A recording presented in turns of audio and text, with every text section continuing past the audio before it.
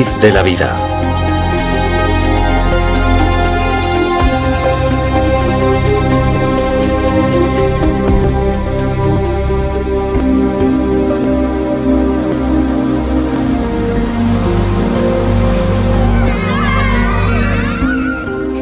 Dimitri, de 5 años, nació con parálisis cerebral.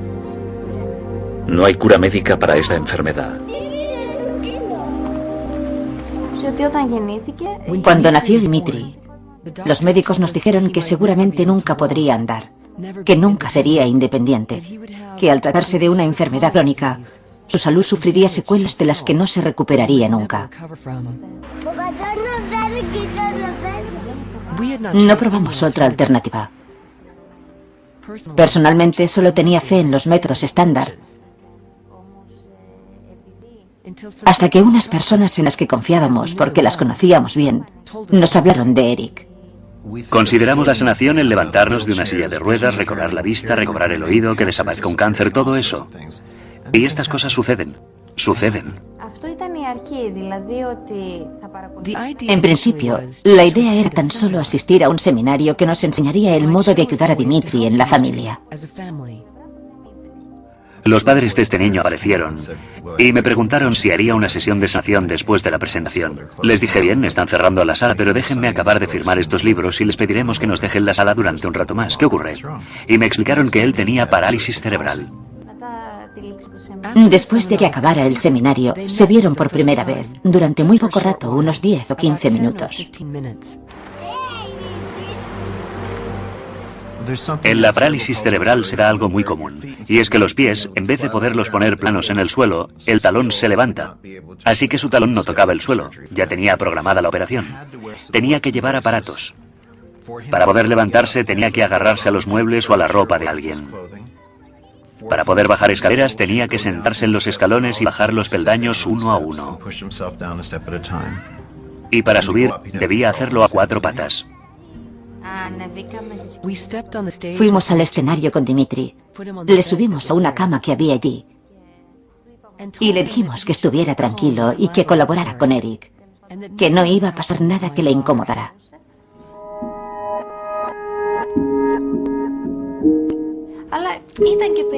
Nos resultó muy raro pensar que ese hombre intentara curarle usando las manos y además sin tocarle. A los 4 minutos se levantó y no solo caminaba. Estaba saltando y corriendo. Fue una gran sorpresa y una gran alegría para nosotros. Pero a la vez nos quedamos pensando cómo eso había dado resultado tan deprisa, tan directamente y tan eficazmente. Caminaba muy bien, no de puntillas. Y no necesitaba la ayuda de nadie para subir escaleras, que era lo que solía ocurrir.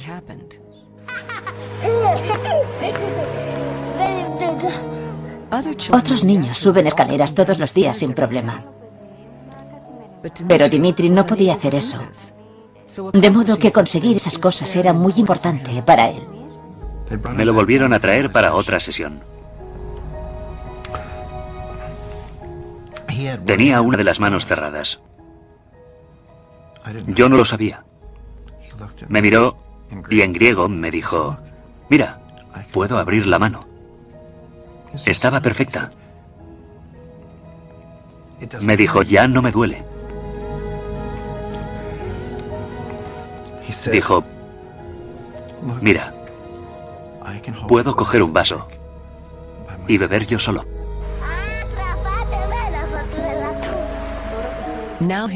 Ahora tiene el puño abierto, está relajado y colabora con la mano izquierda mucho mejor, lo que es de gran ayuda.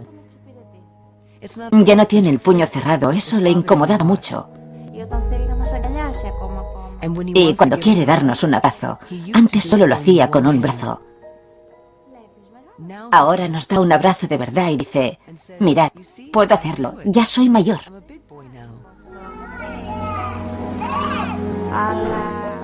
Obviamente, la mano aún no está bien del todo, pero junto con la mano izquierda sabe manejarse y no la descarta.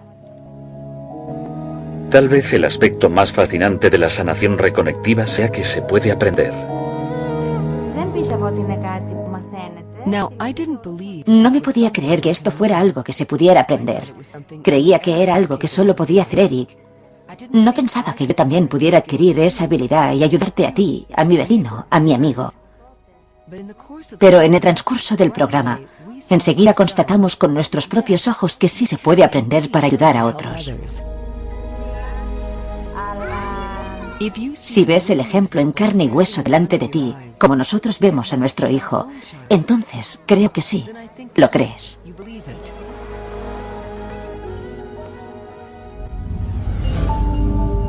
Se producen curaciones sorprendentes constantemente.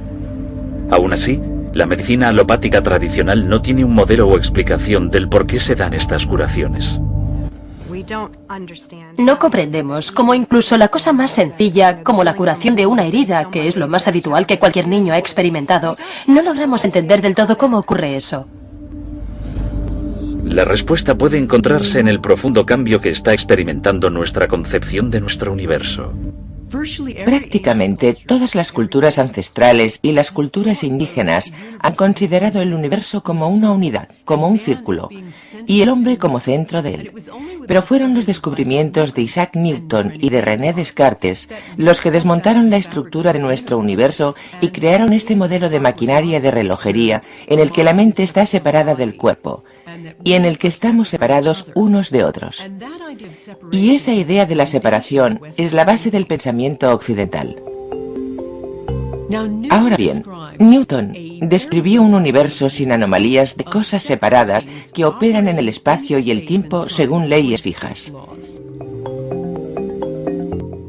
La idea del cuerpo como máquina, el cuerpo como esta máquina sin anomalías, con dos motores corporales que serían el cerebro y el corazón. Y toda la orquesta central dirigida por el ADN. Ese es el modelo que tenemos. Y creemos que los distintos procesos están localizados en ciertas partes del cuerpo. La mayoría de todo esto es incorrecto.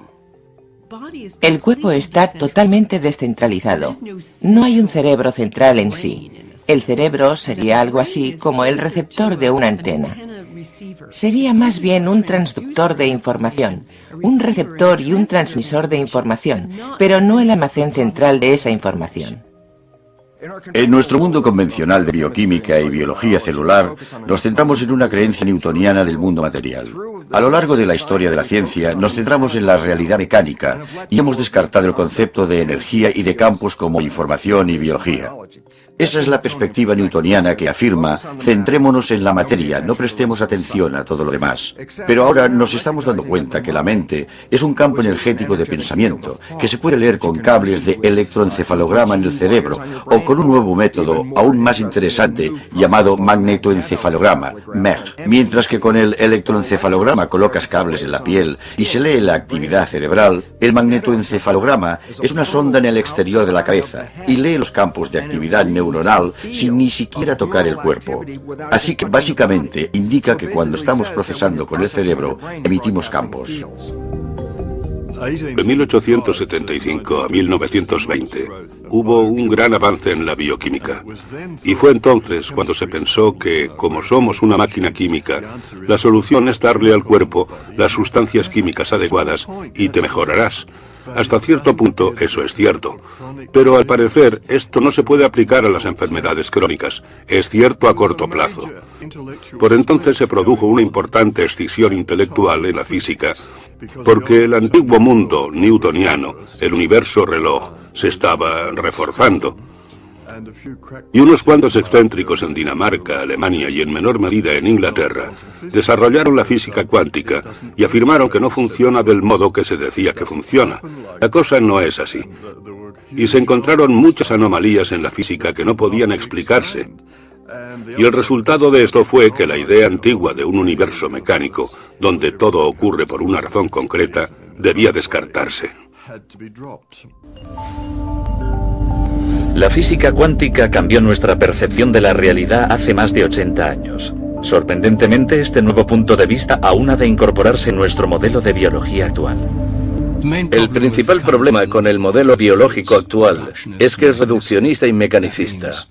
Eso significa primero que intenta explicarlo todo en términos de pequeñas partes, en general moléculas, porque son los componentes más pequeños de los organismos. Y en segundo lugar intenta considerar el organismo como una máquina que funciona sencillamente en términos de física y química. Se supone que las reacciones químicas en el cuerpo son centrales, y la razón principal por las que ocurren, según la teoría actual, es por la colisión molecular, de modo que una molécula colisiona con otra, y es así como contienen esta información, y cómo tenemos una cascada de procesos químicos. Si pensamos en una célula cualquiera, una célula es como una piscina y las moléculas son como un par de pelotas de tenis en esa piscina. Y según esta teoría, una pelota de tenis debe encontrar otra pelota de tenis en esa inmensa masa de agua y hacerlo de forma instantánea. Y se supone que eso explica los millones de actividades instantáneas que tienen lugar en nuestro cuerpo a cada segundo. Y eso es absurdo. El sistema de control existente de la medicina moderna son las enzimas, las hormonas, no la conciencia, no las emociones, no el campo corporal. Todo lo que hay ahí como sistema de control son enzimas y hormonas. Y a nosotros esto nos parece poco acertado para explicar toda la magnificencia del comportamiento y las enfermedades humanas y todo eso. Es imposible. La medicina actual sigue trabajando con los antiguos paradigmas de la física que se remontan a la época de Newton y la primacía de la materia. La física moderna hace mucho que eliminó ese paradigma y entiende que no es la materia, sino la mente o el espíritu lo que es primordial. Aunque no se define como espíritu, sino como campos de energía inteligente. Consideramos la ciencia como una especie de verdad absoluta y como una historia que ya se ha escrito. Pero la realidad es que la ciencia es una historia relatada por capítulos y cada nuevo episodio suele pulir o cambiar por completo lo que se ha dicho antes. Este péndulo intelectual oscila y está oscilando hacia la idea del holismo y teniendo en cuenta cómo funciona un sistema como un todo. Por el contrario, los médicos empezaron a observar cómo funciona cada célula en particular y se centraron en un nivel celular. Eso se lleva haciendo cientos de años, vale, lo entendemos bien, pero no entendemos cómo se comunican las células entre ellas y cómo manejan la información.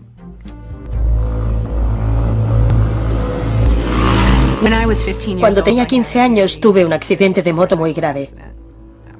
Iba en una moto en la que no debería haber ido. Y nos arrolló un coche que me provocó una herida muy grave en la pierna, en la que me dieron 66 puntos. En el momento del impacto, recuerdo claramente haber tenido una experiencia extracorpórea en la que mi conciencia vio a mi cuerpo salir por los aires para acabar en el suelo. Fue muy impactante cuando, digamos, que volví a mi cuerpo. Eso me demostró que quizás mi conciencia no solo está en mi cerebro, sino que es algo más amplio que eso. Entonces me enfrentaba a unas secuelas muy graves. Comentaron la posibilidad de tener que amputarme parte de la pierna. Y me recuerdo tumbada y escayolada desde la cadera hasta el tobillo y pensando sobre cómo recuperar mi sistema inmunológico con mis pensamientos, de modo que pudiera estimular la curación de mi pierna. Me tumbaba en el sofá y visualizaba mi sistema inmunológico y notaba un hormigueo. Sentía como mi pierna se estaba curando. Y yo no procedía de una familia de médicos. No sé de dónde saqué esa idea. Pero de algún modo fue algo no ético. Supe al instante que eso era lo que tenía que hacer. Y al final me quitaron la escayola y ahora, como se ve, sigo siendo un ser de 2 piernas, por suerte. Así que en esa curación creo que tuvo algo que ver parte de mi experiencia personal. Que hubo algo que me hizo saber que mi mente era importante para mi cuerpo y que mi cuerpo era importante para mi mente.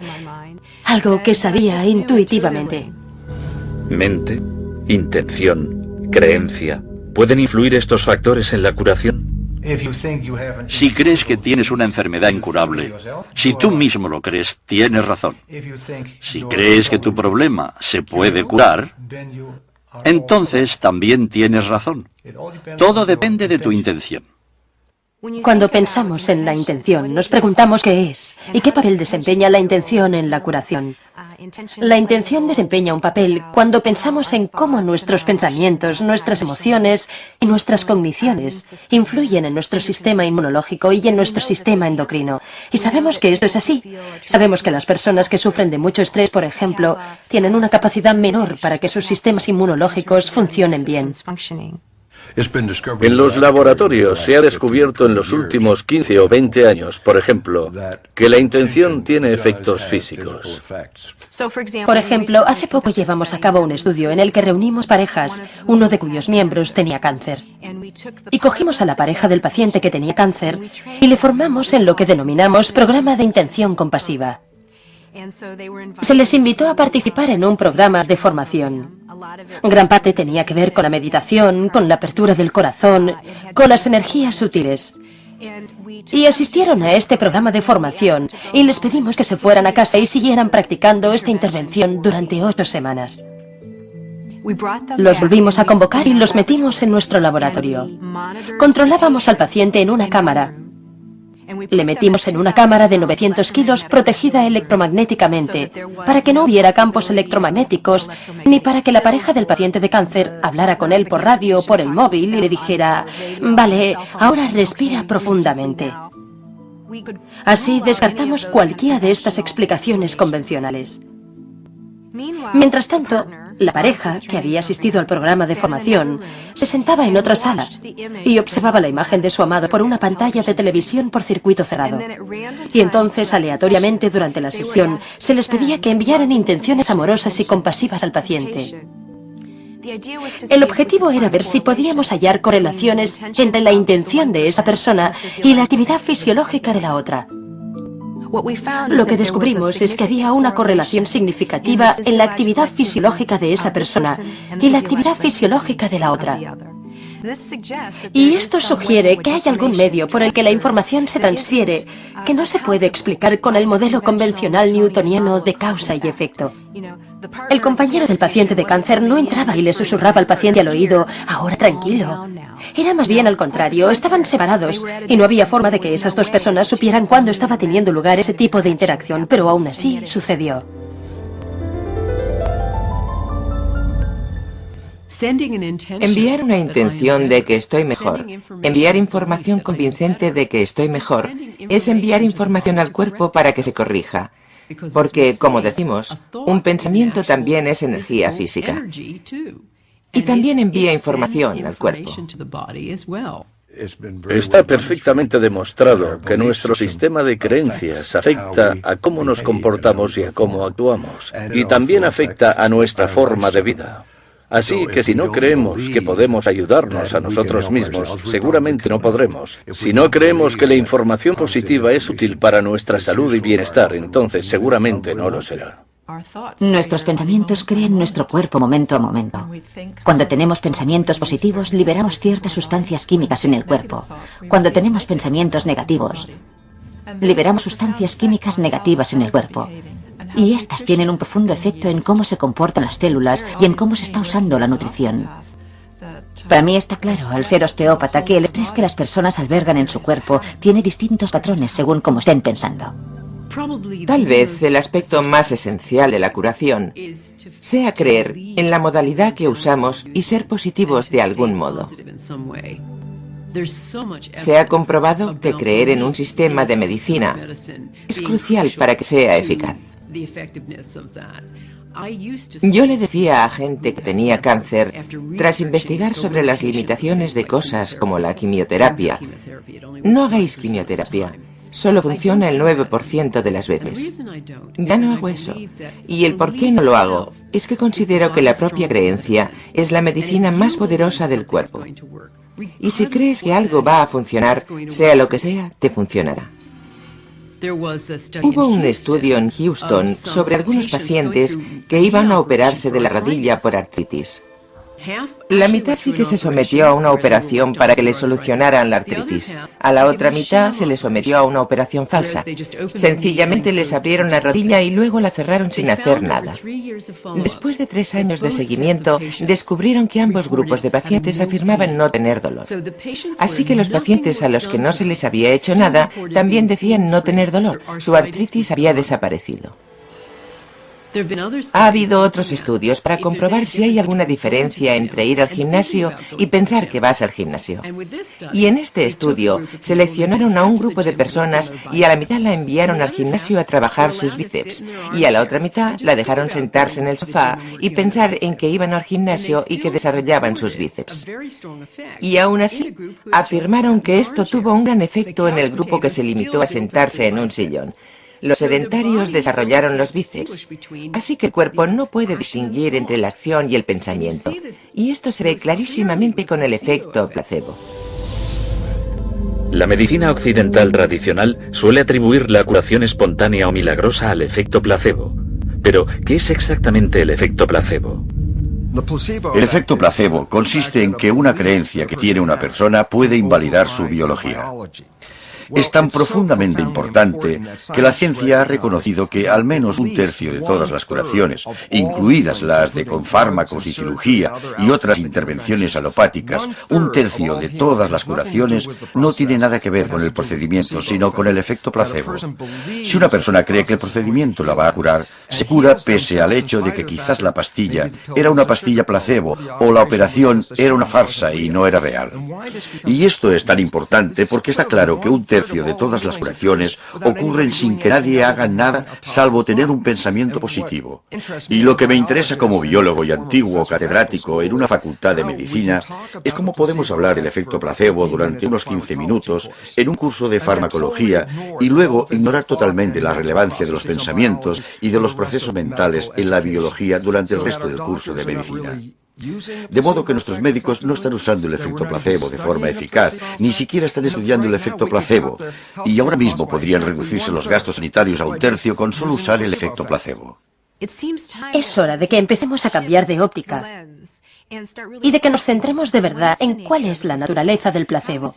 ¿Cómo es posible que cojamos una sustancia inerte, algo que no tiene capacidad medicinal, que se sepa potencial, y que esa sustancia inerte no solo pueda crear cambios fisiológicos en el cuerpo, sino, de algún modo, sea capaz de desencadenar todo un torrente de reacciones en un sistema muy complejo, de tal modo que afecte al hígado, los riñones o los pulmones?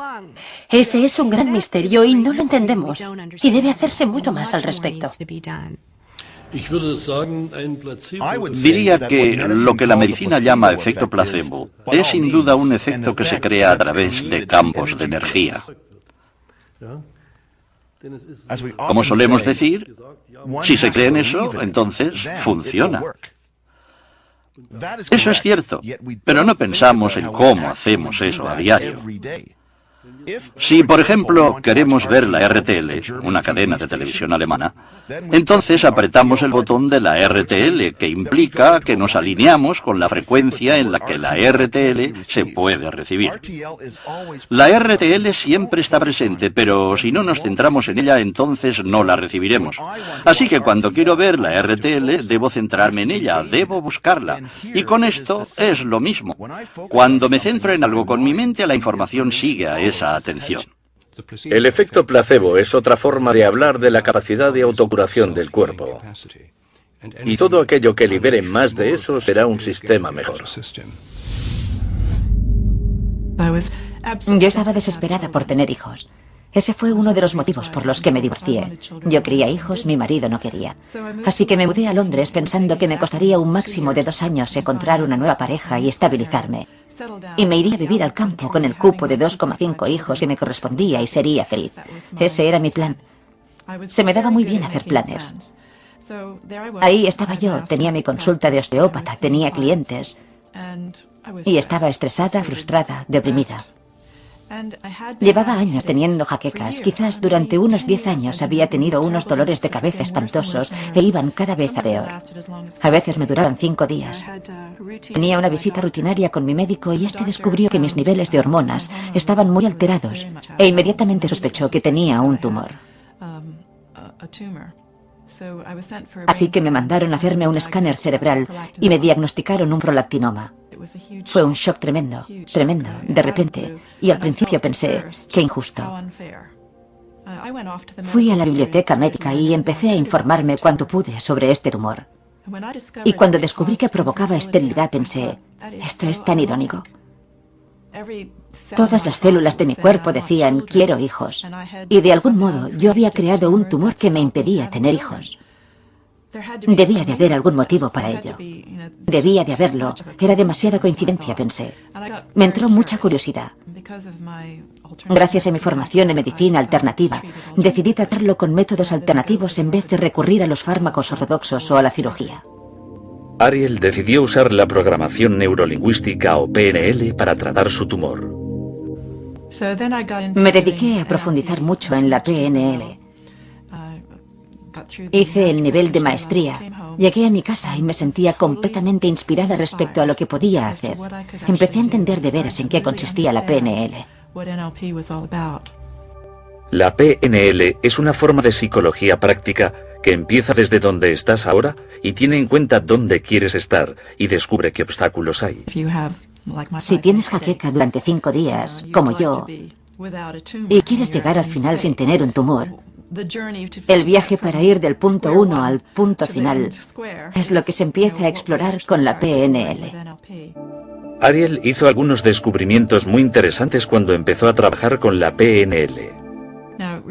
Ahora recuerdo que era una persona que pensaba que todas las células de su cuerpo querían hijos.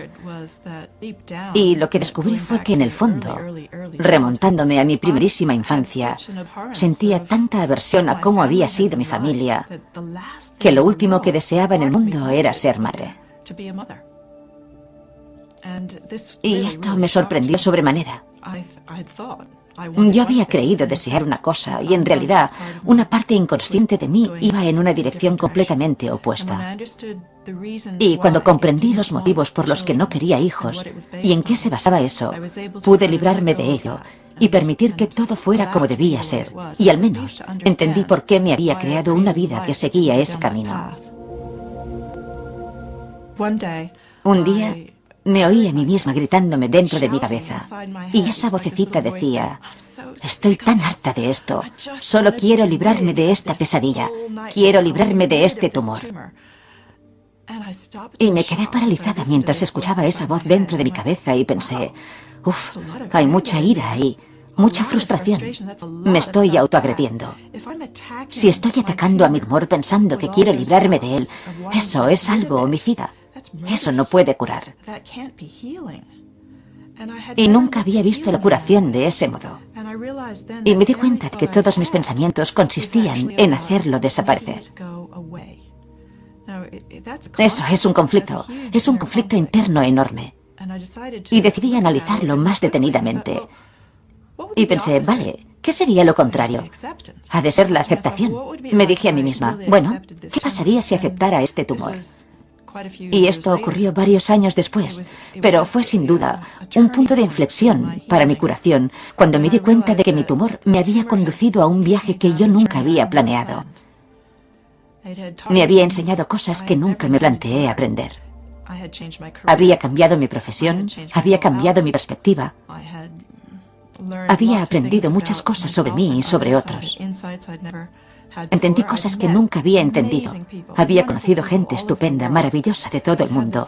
Gente de todo el mundo me había apoyado. Y me percaté de que me quería mucho más. Y pensé, vale, veo que este tumor no ha sido malo del todo. ¿Y si está aquí con alguna finalidad? Porque hasta ahora me ha servido de mucho. Así que si está aquí por algo y sigue aquí, quizás aún sigue habiendo una finalidad. ¿Qué ocurriría si le diera permiso para quedarse toda la vida?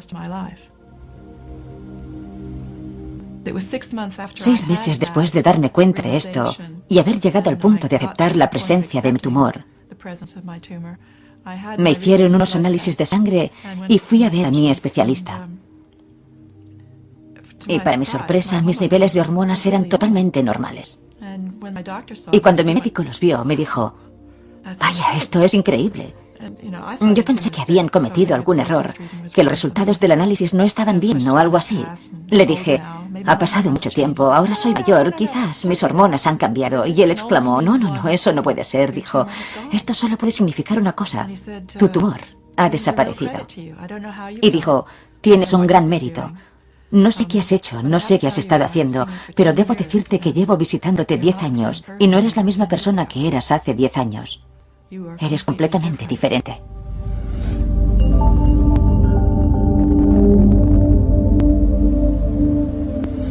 Cuando sufrimos un cambio emocional, por ejemplo, si pasamos de la frustración a la alegría, estos cambios emocionales, unos 14.000 cambios emocionales, se desencadenan instantáneamente en el cuerpo.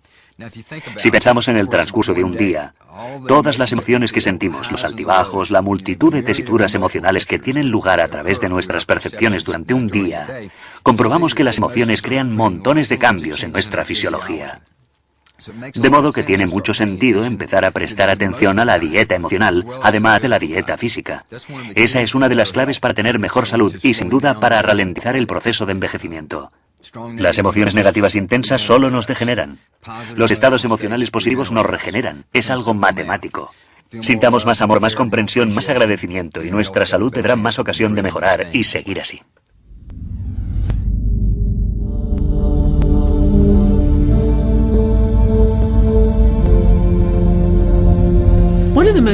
Uno de los descubrimientos más impactantes desde la llegada de la física cuántica es algo llamado el campo cero. Y esto hace referencia al intercambio de energía que tiene lugar entre partículas subatómicas. Todas las partículas subatómicas entablan un pequeño baile de energía. Es algo así como jugar un partido de baloncesto. Se envían energía mutuamente y en ese intercambio se crea algo llamado partícula virtual durante menos tiempo de lo que dura un parpadeo. Ese pequeño intercambio individual no es mucha energía, equivale a medio vatio más o menos. Pero si multiplicamos todas las partículas subatómicas que realizan este intercambio de energía en todas las cosas en todo el universo, el resultado es una cantidad de energía inconmensurable, toda ella en el espacio vacío, como un telón de fondo con sobrecarga. Mientras la biología convencional se centra en los estímulos materiales, la física cuántica revela que los estímulos invisibles son mucho más importantes. Hay una cita sencilla de Albert Einstein que da sentido a esto, y la cita dice: el campo es el único organismo que gobierna la partícula. Lo que Einstein quería decir con esto es sencillo, y es que el campo, las fuerzas energéticas invisibles a nuestro alrededor, son los únicos organismos que gobiernan la partícula, la materia de la partícula. Y la física cuántica afirma, el carácter de la materia está determinado en última instancia por el campo. Entonces, ¿cómo se comunica la curación a otra persona? Veamos, existe este campo. Nosotros no estamos en este campo, somos este campo. Somos más densos, somos más ligeros entre medias. Algunos dicen, somos más ligeros cuando tenemos forma física y somos más densos entre medias. Sea cual sea el aspecto, somos puntos en este campo de energía, de luz, de información. Accedemos a este campo constantemente. Adquirimos información de este campo constantemente. Todos hemos visto a una bandada de pájaros volando y cómo cambia de dirección. Instantáneamente, todas las aves de la bandada cambian de dirección. Parece como si un cerebro de ave superior controlara a todos los pájaros simultáneamente. Eso solo resulta con la ayuda de esos campos, ya que los campos pueden transferir sin pérdida de información y, sobre todo, instantáneamente, sin demora. Si entramos en cualquier catedral de Estados Unidos, de Europa, de donde sea, que se erigió hace 100 años o más, lo que experimentaremos en esa catedral será un silencio de sobrecogimiento, de reverencia, de calma, y es una experiencia palpable.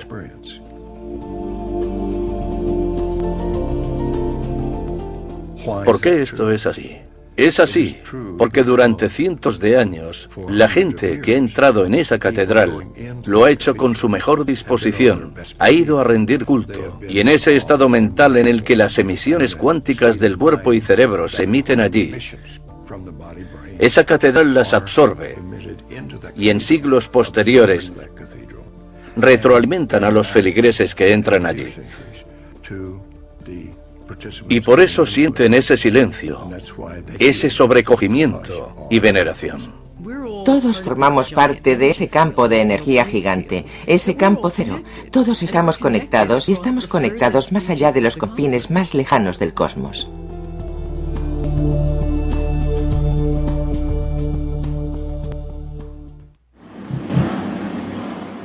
Fijémonos en una patinadora sobre hielo.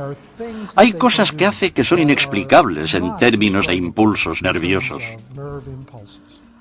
Los impulsos nerviosos y las reacciones químicas son demasiado lentos como para explicar las sutilezas de la vida.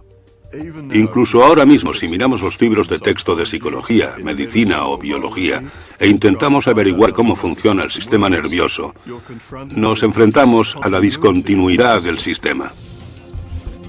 El sistema nervioso lo forman neuronas que transmiten impulsos eléctricos y químicos por todo el cuerpo.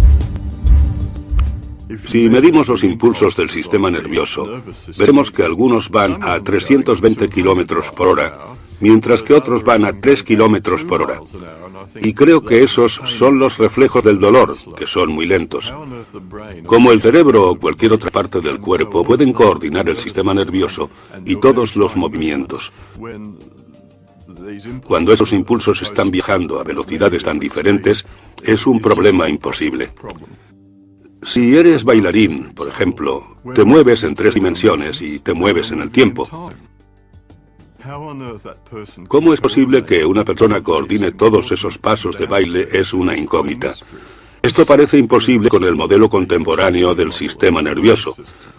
Necesitamos una teoría del campo para explicar cómo el sistema nervioso, en toda su complejidad, puede coordinar todo lo que tiene lugar en el cuerpo.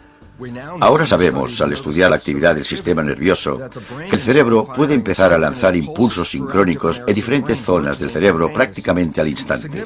La importancia de la coherencia de estos impulsos que empiezan a lanzarse cuando la conciencia está funcionando es cuando los científicos observaron con qué rapidez podemos coordinar estas distintas zonas que se estaban centrando a la vez, que la coherencia de esa descarga era más rápida que la capacidad física de las células para comunicarse de una zona a otra. Básicamente, estos resultados revelan que el cerebro está comunicando a un nivel más superior que a través de la transmisión física de los nervios. Nuestro cerebro tampoco funciona de la forma en que nos enseñaron en el colegio. El aprendizaje no está aquí, la memoria no está aquí, el habla no está aquí, esto no está ahí, esto no está allá. Estos aspectos están diseminados por el cerebro y accedemos a ellos desde el campo. Es como si hubiera una amplitud de banda de información con la que siempre estamos conectados, aunque no siempre conscientemente. Entendemos que el cerebro no tiene localización concreta para ciertas cosas. Nadie ha podido averiguar dónde está la memoria, por ejemplo. Y Karl Pribram realizó unos estudios asombrosos hace años, estudios espantosos en los que enseñaba a ratas ciertos recorridos y luego empezaba a destruir sistemáticamente el cerebro de las ratas. Y descubrieron que por mucho que se redujera su cerebro, las ratas quizás tuvieran problemas motores horrorosos, pero seguían una y otra vez recordando el recorrido. Y a raíz de eso, Pribram comprendió que no se puede afirmar que la memoria tenga una localización concreta, que no está tan confinada. Y en realidad, mucho más allá, que la memoria quizás no exista dentro del cráneo en absoluto, sino en algún lugar en el campo. Y en consecuencia, en vez de tener un sistema localizado, centralizado, es más bien un paradigma en el que el cuerpo es una interacción. No es algo que acaba aquí, es algo que acaba ahí fuera. Y que hay una interacción entre nosotros y el entorno, entre nosotros y el campo en todo momento. Yo tenía un problema en un riñón que me descubrieron con una resonancia magnética. Los médicos querían operarme, hacer una biopsia, y yo dije, no lo haremos. Yo tenía un sanador, Adam, un joven en Vancouver, que está desarrollando sus dotes como sanador. Él quiso trabajar en ello. Durante un mes trabajamos en ello una vez a la semana. Por medio de una simple fotografía, Adam puede percibir el campo corporal de una persona a través de una imagen holográfica. Ve zonas donde el flujo de energía está bloqueado, lo que indica enfermedad o lesión. Por medio de su intención para curar, manipula la energía y la información para eliminar esos bloqueos y permitir al cuerpo que cambie. Volví para hacerme una ecografía un mes después del diagnóstico. El radiólogo examinó los datos y dijo: sea lo que sea que esté haciendo, siga con ello. El problema en el riñón es más pequeño y está desapareciendo. Volví 3 meses después de aquello, y luego en 2003. Después de eso, tras un periodo de sanación de menos de 6 meses, me volví a hacer otra ecografía, y el problema había desaparecido por completo. Todo volvía a ser normal. Casi todas las sanaciones que he practicado con él han sido a distancia. Y no parece... La distancia no parece afectar en absoluto, lo que sugeriría de nuevo que estamos ante un fenómeno cuántico. El sanador estaba en Vancouver, Columbia Británica, y yo estaba en Florida, la mayor distancia posible con los Estados Unidos.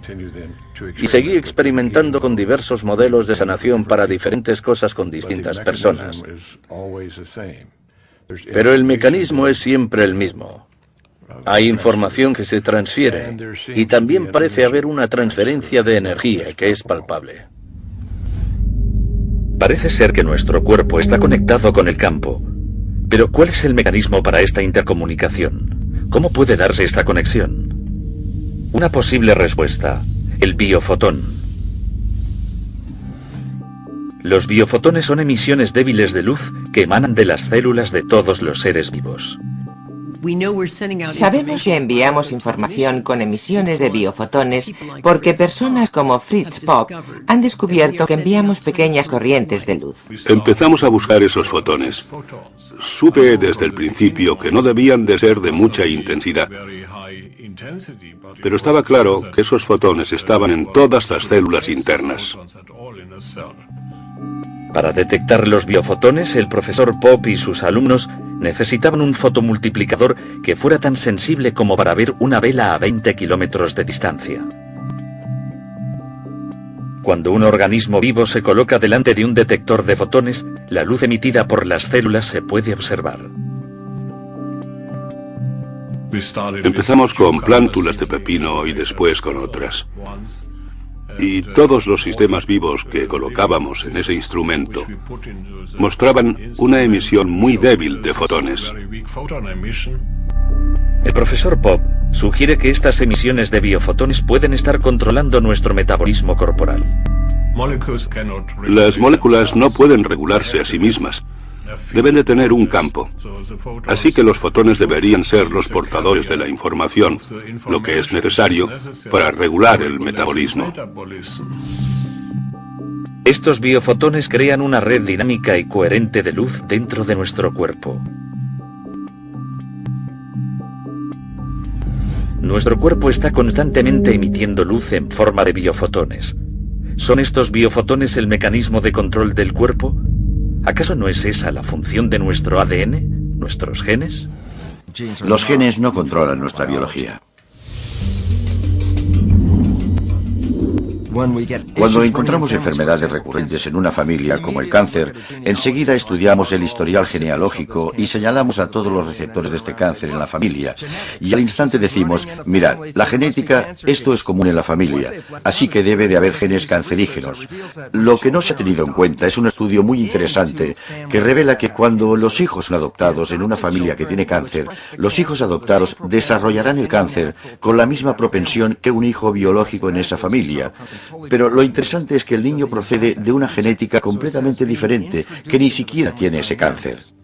Así que entrar en la dinámica familiar, que es donde se aprenden las percepciones, las creencias y actitudes, es lo que determina el cáncer, no la genética con la que nace alguien. Hay una nueva rama de la genética conocida como la epigenética, que hace referencia a la influencia del entorno en la expresión genética. Los epigenetistas han descubierto que la información dentro de cada célula, aquello que la pone en marcha y que cambia las cosas, no está dentro de las células, sino en el exterior. Las señales tienen lugar fuera, en el entorno. Un gen es un anteproyecto, eso es lo que es, para crear una molécula proteínica. Y las proteínas, hay más de 100.000, son los cimientos que nos proporcionan nuestra biología, nuestra estructura y comportamiento, ¿vale? La cuestión es que hablamos de genotipos, y hasta en los últimos 10 años, un genotipo era una parte de información predeterminada para crear una proteína concreta. La nueva ciencia es alucinante, porque revela que a través de mecanismos epigenéticos, a través de la influencia del entorno al leer los genes, los mecanismos epigenéticos pueden producir más de 30.000 variaciones diferentes de cada genotipo.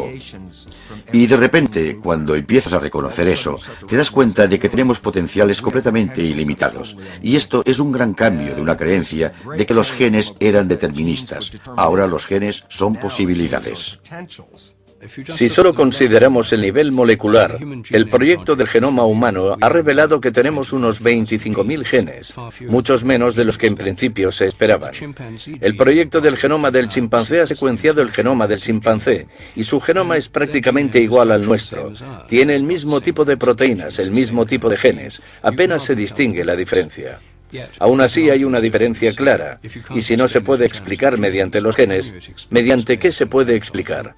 Y la respuesta es, creo yo, los campos morfogenéticos. Al igual que se pueden construir dos edificios distintos con los mismos ladrillos y cementos, si tienes dos planos diferentes, puedes construir organismos diferentes con distintos campos, incluso si las moléculas que los componen son muy similares, como lo son en humanos y chimpancés. El ADN es como una biblioteca. Estas son todas las proteínas posibles, desde los gusanos hasta nosotros.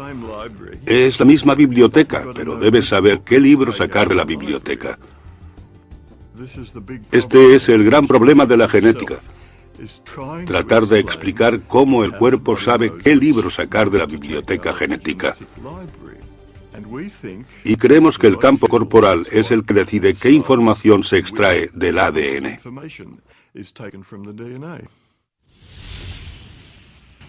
Muchas culturas ancestrales han explorado el sistema energético del cuerpo. Hoy en día, los investigadores especulan sobre si el cuerpo tiene un campo de energía, conocido como campo morfogenético o campo corporal.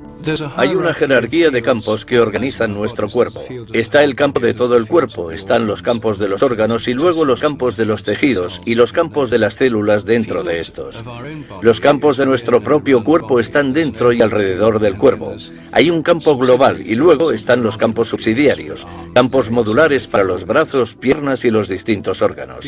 La ventaja de los campos es que son intrínsecamente holísticos. Todos los campos son holísticos. El campo gravitatorio no se puede dividir en partes.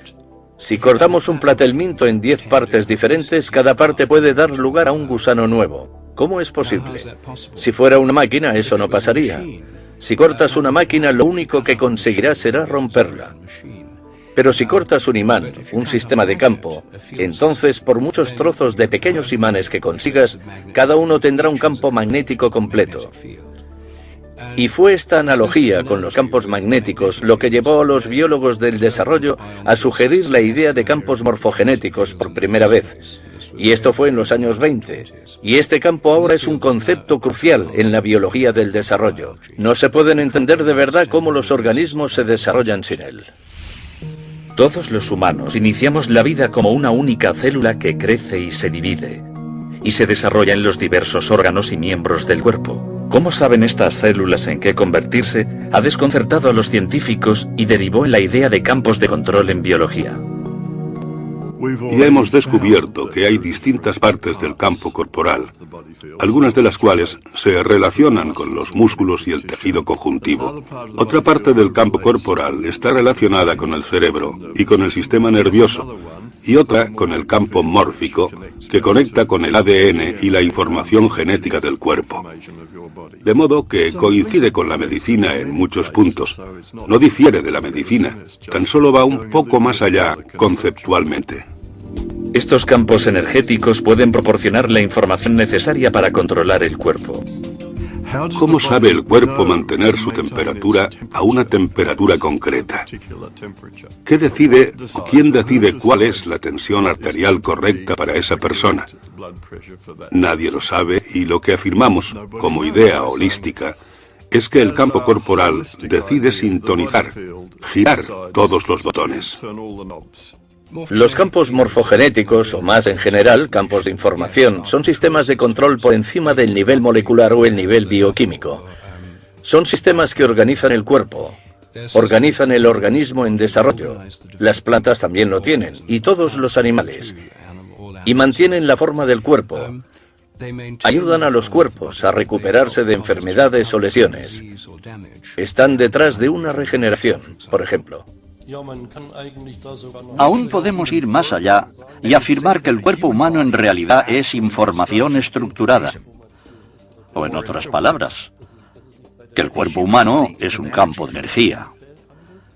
Un campo de energía de ondas estacionarias, escalares, que están organizadas proporcionalmente, estructuradas y contienen gran cantidad de información.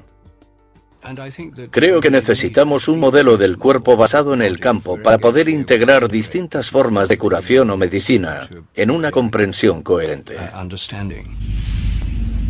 El campo corporal es un campo energético que contiene patrones de información. Todos los órganos de nuestro cuerpo generan su propio campo específico. Un órgano en concreto parece generar campos significativos que afectan a todo el cuerpo. El corazón es el emperador del sistema. El hígado y todos los órganos tienen otras tareas, pero el corazón lo gobierna todo. Hay un concepto en medicina llamado cardiología energética que afirma que las señales producidas por el corazón son todas vitales para la regulación. El corazón está constantemente emitiendo sonido, ondas de presión, calor, luz, señales eléctricas, magnéticas y electromagnéticas. Todas las células del cuerpo están recibiendo estas señales de distinto tipo en diferentes momentos, porque viajan a diversa velocidad a través del sistema circulatorio. El corazón genera la mayor señal rítmica y electromagnética en el cuerpo. Si consideramos este campo magnético una onda portadora, está siendo modulado con información. Es la onda portadora de información. Y los experimentos que realizamos dejan claro que se modula con patrones emocionales. En otras palabras, si nos sentimos enfadados, frustrados o irritados, la información que queda grabada en ese campo magnético es muy diferente a si sentimos afecto, amor o compasión hacia alguien. Se ha descubierto que el corazón tiene patrones de latido rítmicos que pueden ser incoherentes o coherentes. Estos patrones están íntimamente relacionados con nuestras emociones y con cómo nos sentimos. Cuando el patrón del latido rítmico es fluido y metódico, se llama ritmo coherente. Y ese ritmo coherente alinea o sincroniza el ritmo cerebral, el sistema nervioso, los órganos y las glándulas corporales. Todos danzan en armonía con ese ritmo coherente del corazón. Las emociones positivas, las que solemos llamar positivas, como el amor, el agradecimiento, el cariño, el perdón, la gratitud, todas causan un patrón cardíaco muy distinto al de las negativas, como cuando sentimos ira, irritación o ansiedad.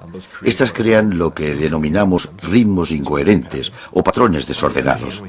Por otro lado, tenemos los sentimientos positivos, cuando contemplamos un atardecer y admiramos su belleza, cuando nuestro corazón late a un ritmo que llamamos coherente. Es un patrón tipo ondas sinusoidal que el corazón está enviando al cerebro. Y lo llamamos coherencia cardíaca, porque en las investigaciones descubrimos que el corazón debe entrar en ese patrón rítmico sincronizado, coherente, para que el resto del cerebro y el sistema nervioso y el resto del cuerpo se alineen y se sincronicen con ese potente ritmo.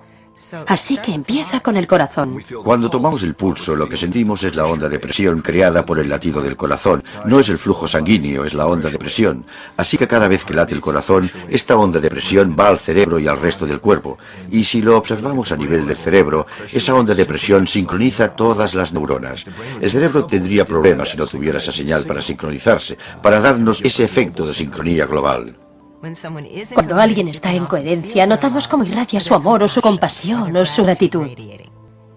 La coherencia es el estado fisiológico óptimo que subyace en poder aprender, desarrollar y facilitar los procesos regenerativos naturales del cuerpo.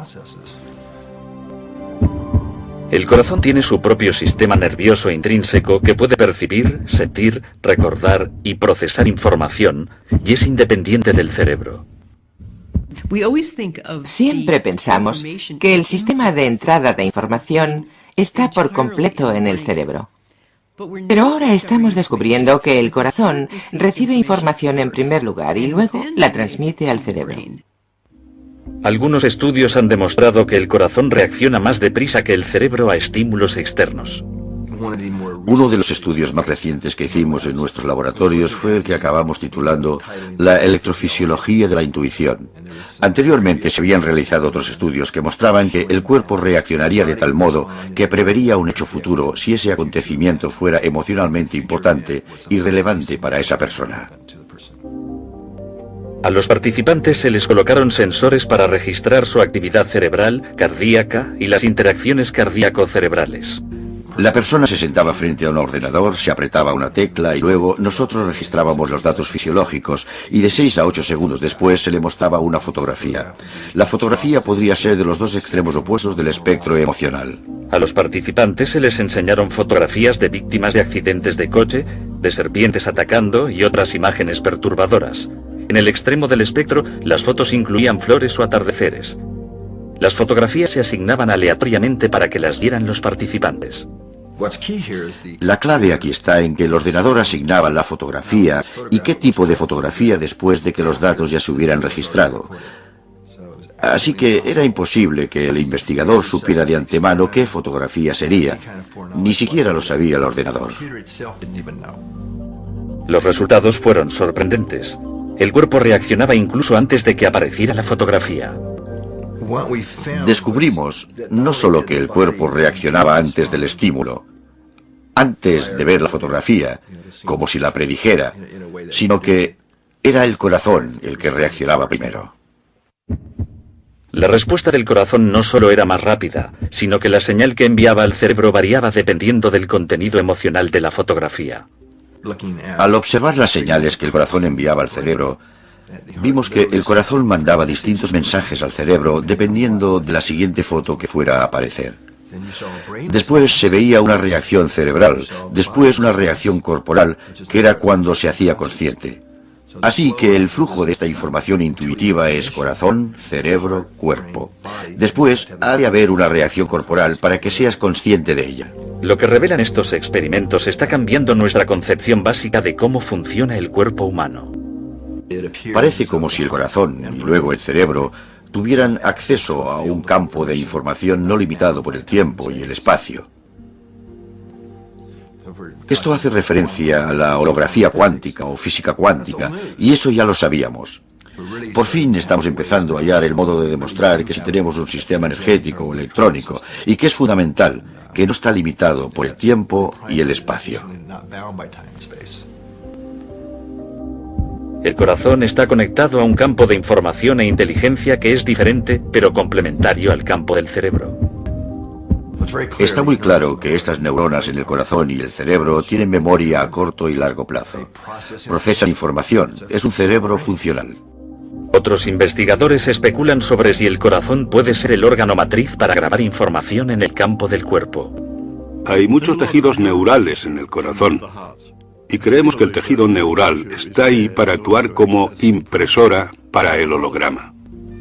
El campo corporal holográfico está continuamente provisto de información a través de las ondas de presión del corazón. En el corazón hay una gran cantidad de carga. Las ondas de presión en presencia de esta carga dentro de la cámara del corazón bastan para imprimir información. Si el corazón está transmitiendo o imprimiendo información, debe de haber un modo por el que las células del cuerpo reciban esa información. Hay células proteínicas receptoras en el exterior de la célula que están allí para recibir información del entorno. ¿Cómo me irá hoy? ¿Qué pasa ahí fuera? ¿Qué quiere el cuerpo que haga a esta pequeña célula hoy? ¿Me entiende?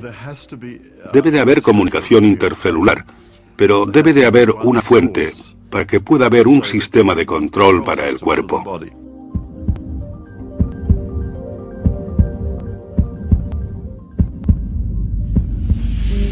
Este sistema de control envía información al cuerpo a través del campo corporal. Pero, ¿qué es exactamente la información? Consideramos el cuerpo como un sistema abierto, tanto material como energético de intercambio dinámico, y lo es. Hemos de comer, pongamos, 1 tonelada de alimentos al año, y la mayoría de ella se distribuye. Toda esa comida, de algún modo, se asimila en el cuerpo, que permanece muy estable durante largos periodos. Una persona no cambia mucho durante unos 40 años siendo adulto. La gente nos reconoce enseguida, aún 40 años después, porque la estructura básica del cuerpo no cambia, aunque tras un breve periodo de tiempo no nos quede ni un solo átomo igual en el cuerpo. Todos han cambiado y han desaparecido. Y esta es la hamburguesa que me comí ayer. Y dentro de 3 semanas esto será una zanahoria que me comeré mañana, etc. Es un sistema muy dinámico y aún así sigue igual. Entonces, si no es la parte material ni seguramente la parte energética dinámica, ¿qué queda? Debe de haber algo así como un patrón de información que lo une todo.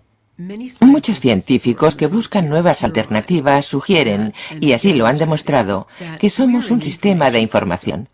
Y no está localizado completamente en nuestro cuerpo, que accedemos a la información del campo constantemente.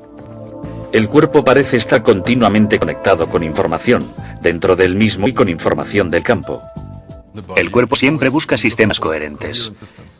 Busca intercambio de información entre todas las células que tiene, de modo que todas las células sepan qué pasa. Hay un sistema de información inmenso, y algunas personas dicen que la enfermedad es sencillamente una carencia en el sistema de información. Y supongo que tienen razón. La materia es energía comprimida.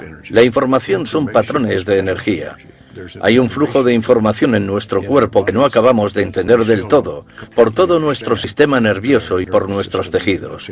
E incluso en la antigüedad, algunos pueblos antiguos, los chinos, lo llamaban el sistema de acupuntura, que es un sistema de flujo de información en el propio cuerpo. Tenemos un sistema cuando tenemos estructura. Hay información por todas partes, ¿no? Solo obtenemos un sistema de información cuando está ordenado. Y algo fantástico que se descubrió en los años 80 fue que el sistema de acupuntura parece ser un sistema organizado. No es simplemente un grupo de meridianos de acupuntura al azar. Al parecer, tras hacer experimentos, querían organizarse con un orden concreto y querían comunicarse unos con otros en cierta dirección. Así que afirmamos que la información tiene un orden, y eso es lo que crea el propio campo corporal, el orden mismo. La regulación de todo el organismo y de todas las células. La coordinación de todas las células se consigue con ayuda de estos campos de información, estos campos de ondas escalares.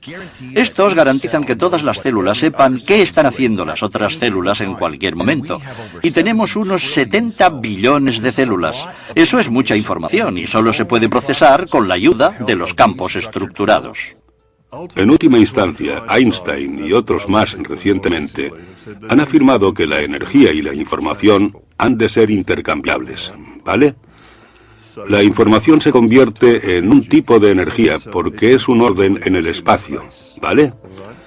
Así que son intercambiables, pero por otro lado, en la práctica, lo que ocurre es que obtienes una onda de energía y de acuerdo con esa onda, puedes obtener información impresa, y la cantidad de información que puedes imprimir parece ser ilimitada.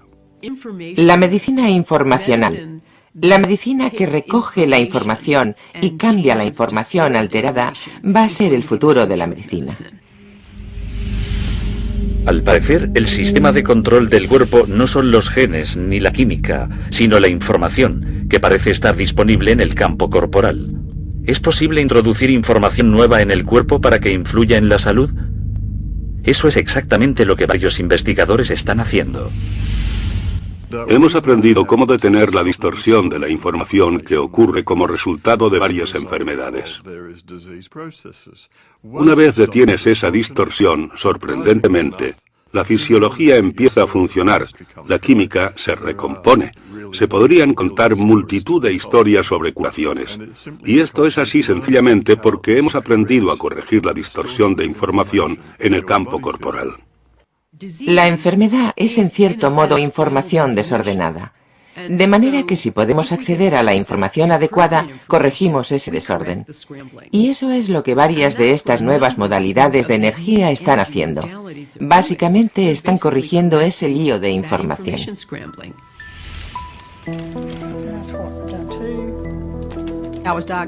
A mí me diagnosticaron cáncer de tiroides cuando tenía 20 años. Y como consecuencia de ello, me tuvieron que operar y me extirparon toda la glándula tiroides, salvo una cuarta parte.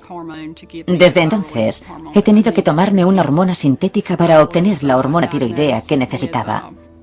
Unos años después me diagnosticaron el síndrome de fatiga crónica y algunos años después fibromialgia, y claro está, cada vez estaba más y más enferma. Mi marido tenía que sacarme de la cama si quería levantarme. Tenía que darme de comer, incorporarme en la cama y darme de comer.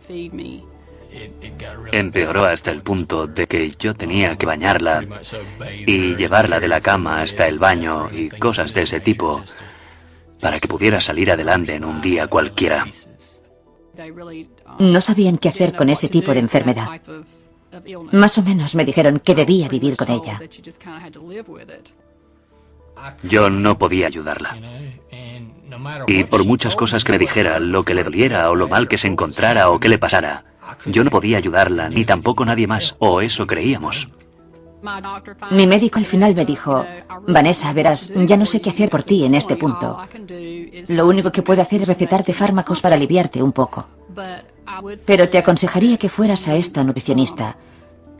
Y quizás ella te pueda ayudar a ver qué puedes comer, o al menos a que puedas empezar a obtener nutrientes de algo.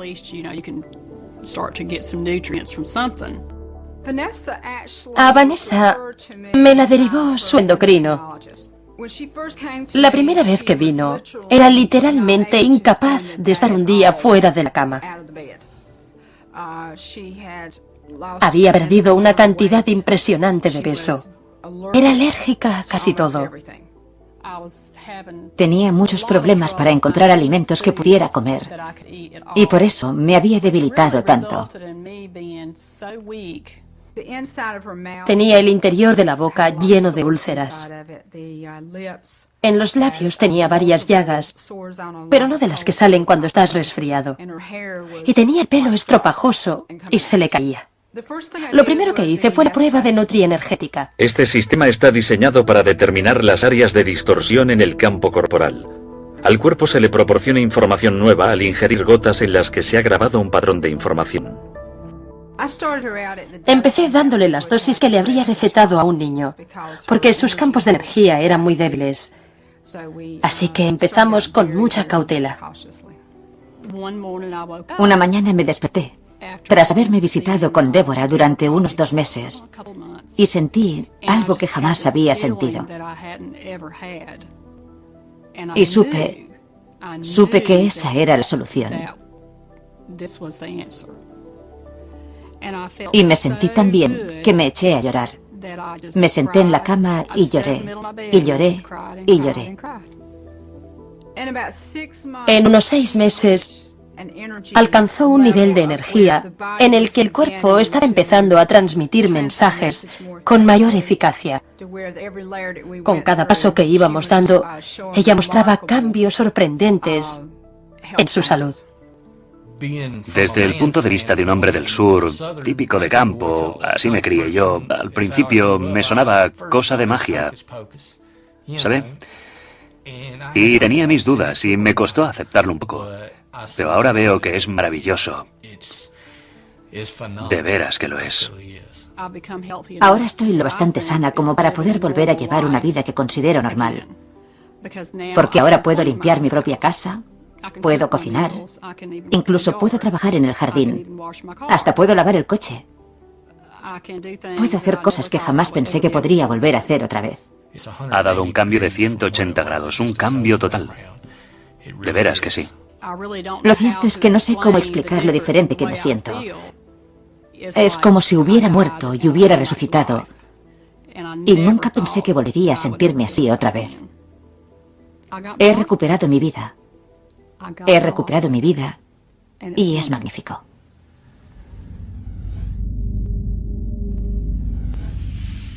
Estamos en el umbral de una concepción nueva de cómo se produce la enfermedad, de cómo se transfiere la información y de cómo mejorar la transmisión de información en los sistemas vivos. Las enfermedades crónicas están aumentando en nuestra comunidad y creo que usando estos métodos de información podremos tratar las enfermedades crónicas que antes no se podían tratar.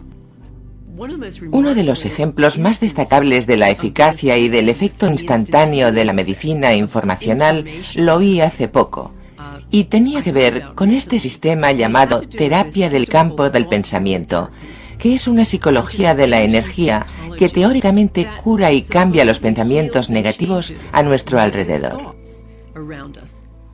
Y la teoría es que los pensamientos negativos merodean a nuestro alrededor como si fueran una red y afectan a nuestro sistema corporal.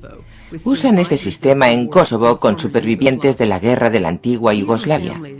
Había familias que estaban muy traumatizadas porque la política de limpieza étnica consistía en matar a media familia para que los supervivientes se desmoralizaran.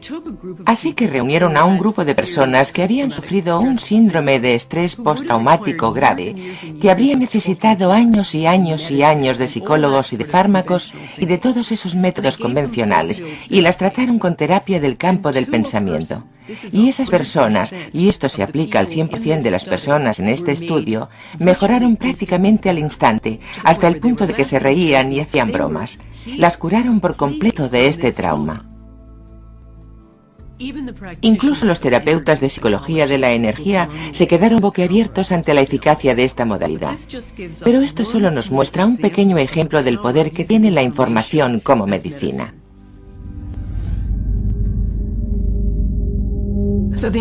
Lo más importante es que las personas se responsabilicen de su salud. Que no piensen que viene de fuera o que otra persona se la puede proporcionar.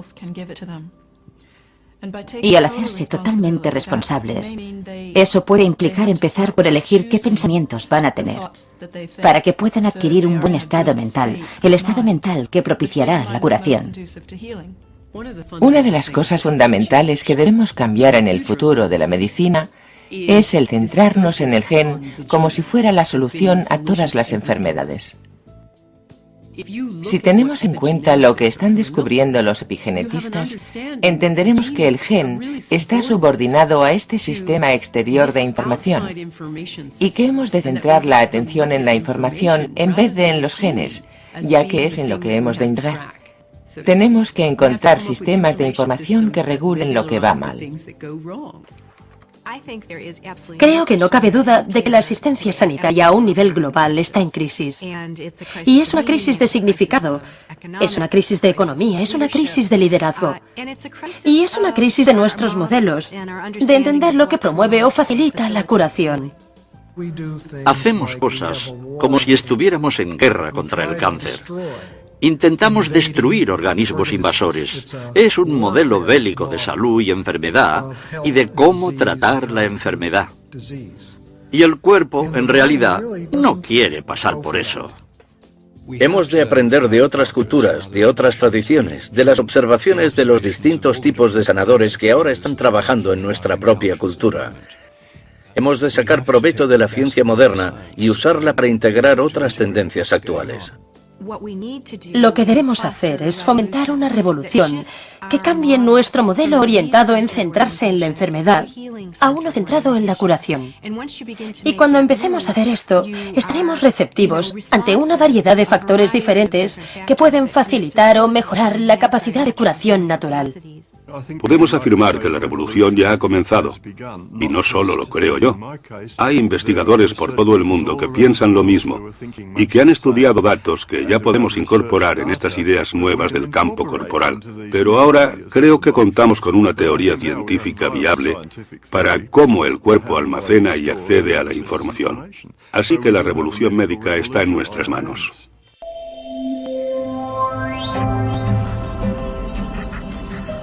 La matriz de la vida.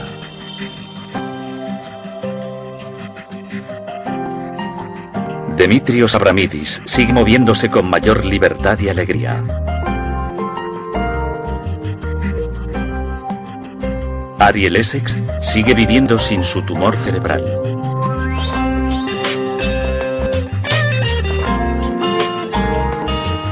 Dr. Edgar Mitchell sigue sano sin anomalías en el riñón.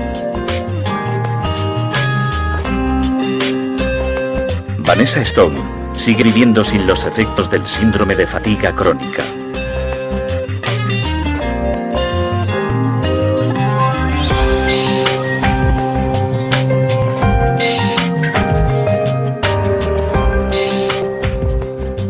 Parece haber una gran cantidad de pruebas que demuestran que podemos elegir la información con la que, casi como un electrón, podemos estar en todas partes a la vez.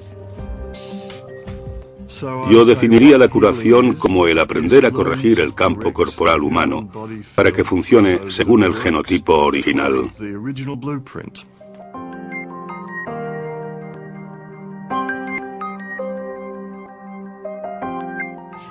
En última instancia, lo que me gustaría ver es un cambio de un modelo centrado en la enfermedad a otro centrado en la curación, y reconocer que la curación es un profundo misterio y que tenemos mucho que aprender. Y en vez de dar por hecho que tenemos las respuestas, estar abiertos a la posibilidad de que hay nuevas cosas por descubrir para mejorar la condición humana.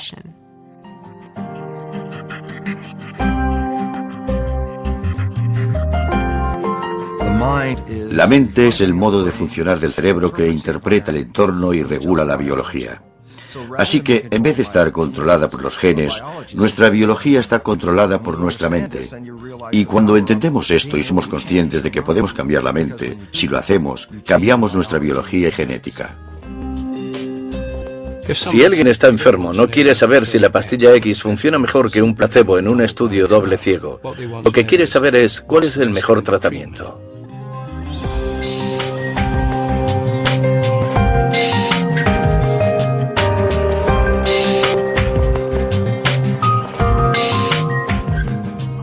Creo que somos más poderosos de lo que pensamos. Creo que muchas de las técnicas médicas que estamos descubriendo, que son muy fructíferas, pueden practicarlas las personas en ellas mismas, una vez han entendido su propia energética. Está muy claro que la información negativa es dañina, o que si la aceptamos en nuestro cuerpo o en nuestro sistema de creencias, cambiará el modo en que reaccionamos y cambiará nuestro estado de salud.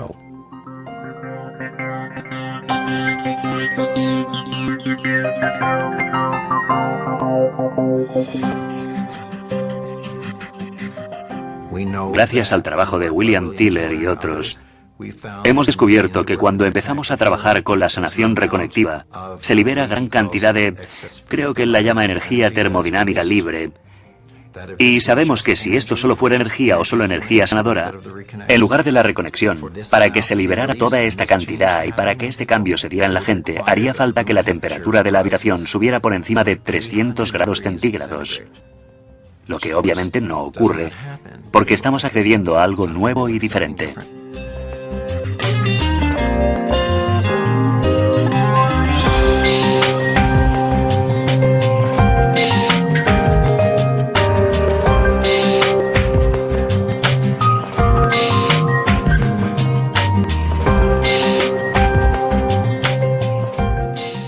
En la coherencia está el estado de resonancia natural del cuerpo humano. Es decir, nosotros, como humanos, tenemos una frecuencia de resonancia, ¿vale? Y es también lo que denominamos estado coherente.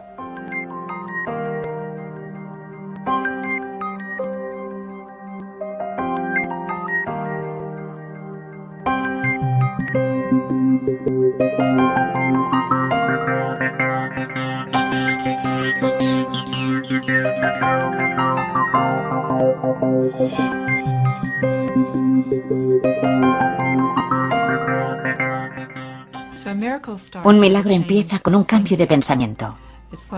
Es como cuando yo cambié mi forma de pensar en mi tumor y decidí que era mi mejor amigo y mi guía, en vez de que fuera lo peor que me había pasado en la vida. Ese fue el milagro. Cuando le di el permiso para quedarse el resto de mi vida, ese fue el milagro. La gente cree que es el resultado final, pero no es el resultado final. Es el cambio de pensamiento lo que causa un estado interior totalmente diferente.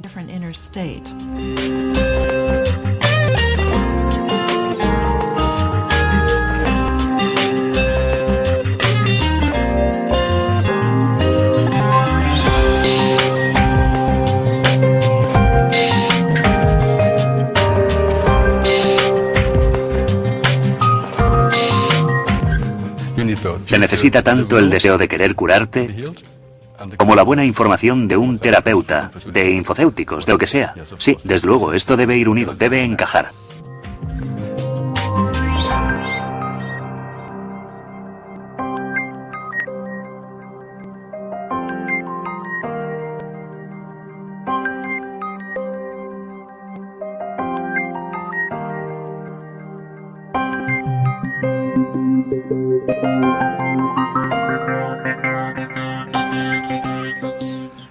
La curación es restaurar los mecanismos de autorreparación del cuerpo. Y eso es lo máximo que como médico se puede alcanzar, poder ayudar a tus pacientes a que restauren sus propios mecanismos de recuperación.